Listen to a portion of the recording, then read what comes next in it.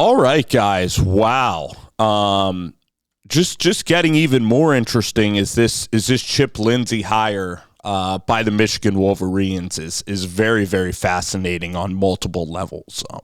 So Chip Lindsey, I just really went over the whole bio and looked at him, and I remember that him and Gus Malzahn have a pretty close relationship. And he's pretty much been Gus Malzahn's right-hand man for a while because he was at UCF.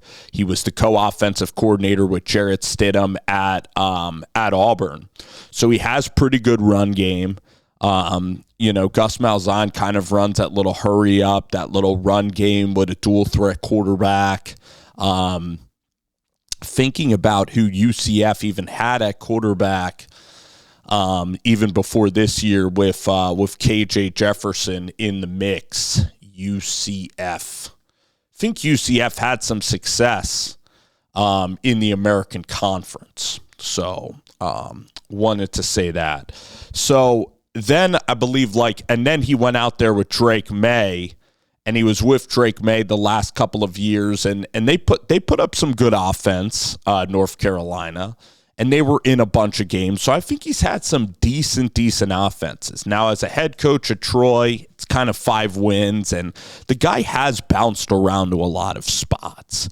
So if I were making the hire at Michigan, I mean, you're coaching Michigan. You're coaching the number one quarterback.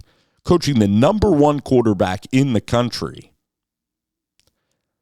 I would have went out there and I would have let's look at the best offenses in NCAA football right now. So I'm actually going to do that. I'm going to pull up the chart and we're going to look at the best offenses in college football. All right. So best offenses, college football. Because I think that the pool of candidates that is out there is super impressive.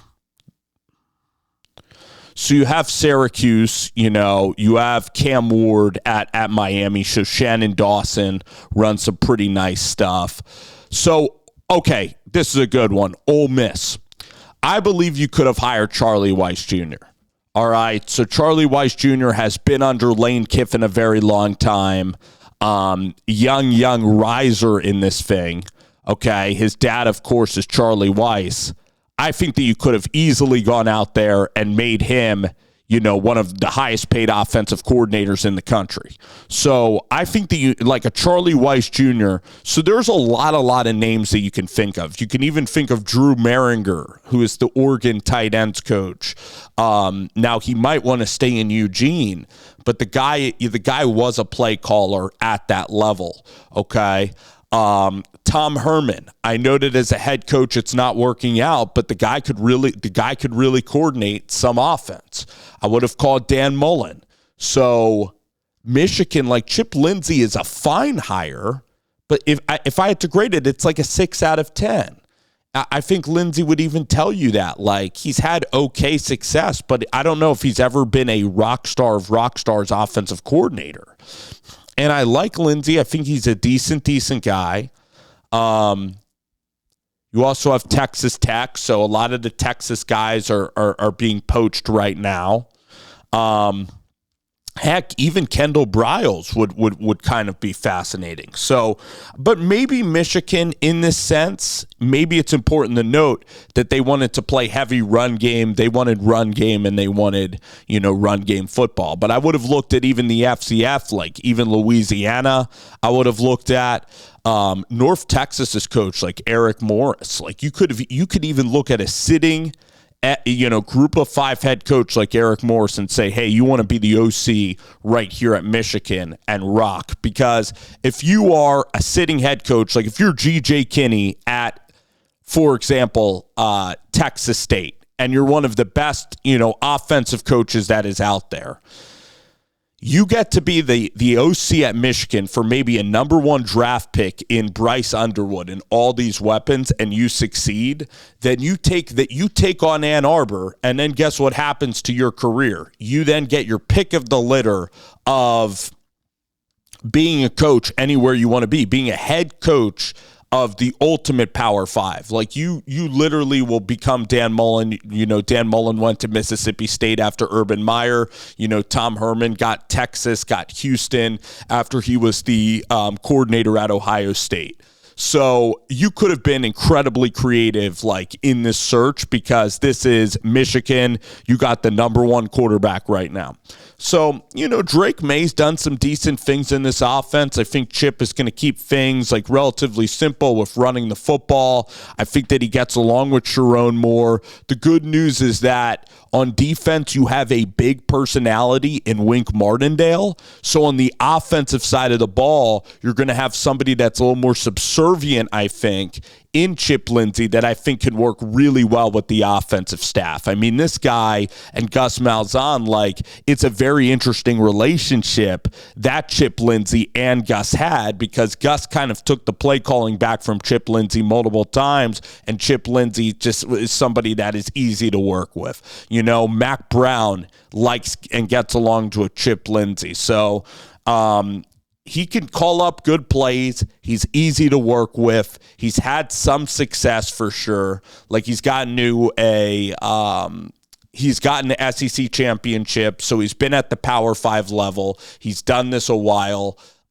He was able to work with Drake May and get some success out of May. So I don't think this is a complete failure, but there's going to be a ton of pressure on, you know, this offense with Chip Lindsey though. So even if it's not great, even if it's average, which kind of what the offense has been at North Carolina, and then at Troy, it was 5 wins, it was average. And I look at this higher end, just looking back, I'm like, dang, I thought I'd see something that's incredible because this is the highest expectation OC job like in the country, right up there with South Carolina. So I just look at it as a decent hire. And we're going to see if Lindsay can surprise. I think if Lindsay gets the best out of Underwood, I'm not going to come on here and say, oh, well, anyone could coordinate that offense and anybody can have success. I won't do that. That's not fair to Chip Lindsay. Okay, I'll admit, like I'm giving this like a C higher. I think that you could have gotten like better. I think you could have gotten guys with a lot more pedigree, a lot more offensive numbers. But maybe Sharon Moore's looking at this and saying, I want to have a balanced football team. I want to be able to run the football. I really like the Malzahn kind of, you know, running scheme, which, you know, involves like some option, it involves some zone, a lot of zone running schemes I feel with Gus, and a hurry up offense and some motions that are exciting, and we could get some dual threat here with, you know, Bryce Underwood at quarterback. So I can see it. And then again, you're balancing the personalities out. So if you're going to get on a Tom Herman, who's a pretty big personality, who's going to come in there and have a ton of insight, and you combine that with Wink Martindale, then Sharon Moore then the pieces are just not going to fit. You're going to have too many like alpha personalities there. All right. So that's why I kind of see the move. So it's interesting. I don't know who on Michigan knew about Chip Lindsey here. So it is an outside-the-box hire. And one that was available. But I think you could have even gotten a sitting FBS coach, a head coach to come aboard with this plan, okay?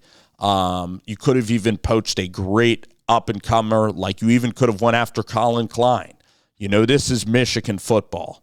All right. Let me look at in the Big Ten, like who's a program like, I guess, Indiana. You know, you look at Tino Sinceri and he went to UCLA. You could have even got Shanahan, the Indiana offensive coordinator. You could have even went after Mike Denbrock, who's at Notre Dame right now, who coached actually the Heisman Trophy winner in Jaden Daniels.